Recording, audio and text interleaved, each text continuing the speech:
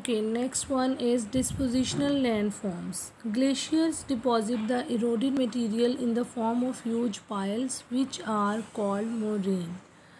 The moraines are following types. Okay, जो glaciers होते हैं वो अपने साथ जो भी चट्टानी मवाद यानी रॉक्स मट्टी जो कुछ भी होता है उनको लाते हैं और उनको ढेर की शक्ल में पाइल्स की शक्ल में जो है वो एक जगह ड्रॉप करते जाते हैं, उन्हें हम मोरेन कहते हैं. ठीक है. It is having different kinds. The one is lateral moraine, medial moraines and terminal और end moraines. Now read out the first one. Lateral moraines. Glacier widens its valley by lateral cutting. This material is deposited on both sides of glacier in the form of a continuous ridge. This is called lateral moraine. अब ये क्या होता है lateral moraine? मतलब जो sides पे होते हैं, अतराफ में होते हैं. ठीक है. ग्लेशियर क्या करता है कि अपनी वैली को वाइडन करने के लिए साइड से कटिंग होती रहती है, इरोडेड होता रहता है, तो उससे जो भी कटिंग किया हुआ ब्रेकेज जो मटेरियल होता है वो ग्लेशियर की जो साइड्स होती हैं उनकी दोनों साइड्स पे अतराफ में पायल की शक्ल में या ढेर की शक्ल में बनता जाता है. उससे हम लेटरल मोरेन कहते हैं. Medial moraine, where two valley glacier joins their lateral moraines merge together to form a medial moraine. जहाँ पे ग्लेशियर जो है मीडियल मिड वाला जो होता है, मिडल वस्ती जिसे हम कहते हैं, जहाँ पे दो ग्लेशियर्स आपस में मिलते हैं, ज्वाइन करते हैं, तो जो उनके साइडेड मोरेन होते हैं उसके मिलने के बाद जो आपस में इनकी ज्वाइनिंग के बाद जो मोरेन बनता है that is called medial moraine. Then the next one is terminal end moraine, means the last one. The arc shaped material deposited at the terminus of glacier is called terminal moraine. Okay, जहाँ पे इख्तितामी and जिसको हम कहते हैं कि glacier की जो last point होता है वहाँ पे जो मटेरियल जमा होता है हमारा रॉक्स का, वो ग्लेशियर के ख़त्म होने के बाद it changes in the shape of an arc. Arch shape material जो है वो बन जाते हैं, उसे हम एंड मोरेन या टर्मिनल मोरेन कहते हैं. Okay, understood everyone?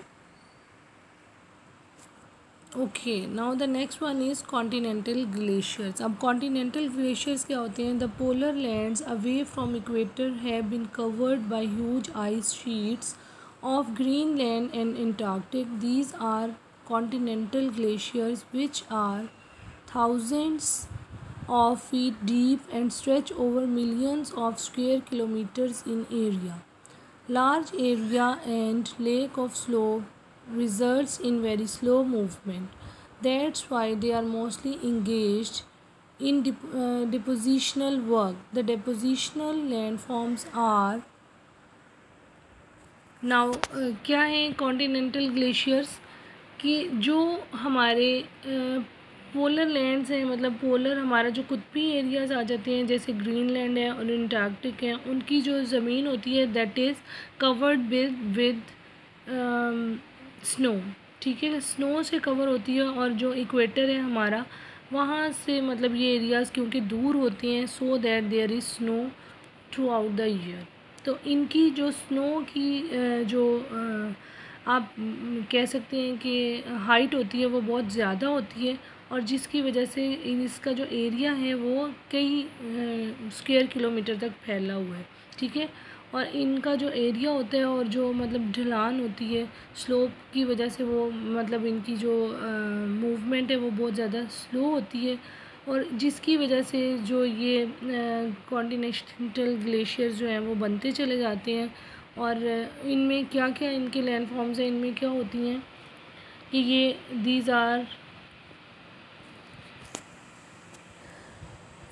are marginal lakes and delta cames, estuaries, outwash plain, drumlines और terminal moraines. ये these are the 5 kinds of these continental glaciers. Let's read from the one that is marginal lakes and delta cames. Natural lakes are often formed between the terminus of glacier and rising land ahead. These lakes are formed by meltwater streams Sometimes material deposited in these lakes form deltas known as delta chemies.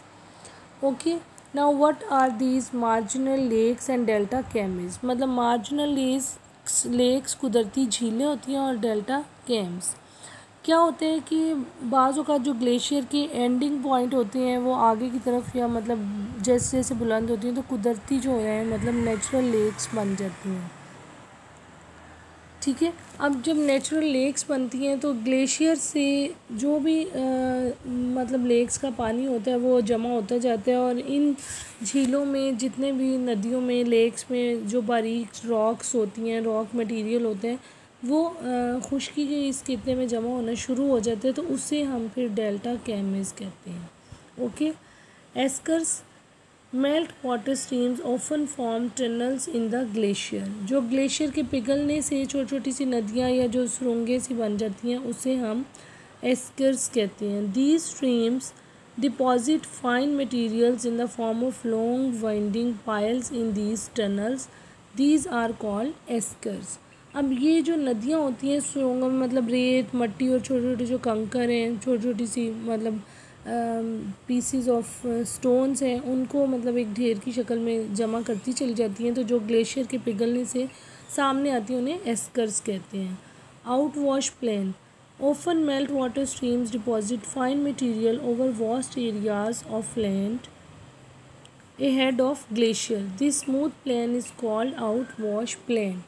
अब glacier से जो नदियाँ जो बन रही होती हैं, lakes बन रही होती हैं, वो छोटे छोटे सा बारीक मटेरियल जैसे कि मट्टी है और बहुत बारीक रेत है उनको ले जाकर एक दूर प्लेन्स में फैला देते हैं तो उसे हम फिर आउट वॉश प्लेन्स कहते हैं।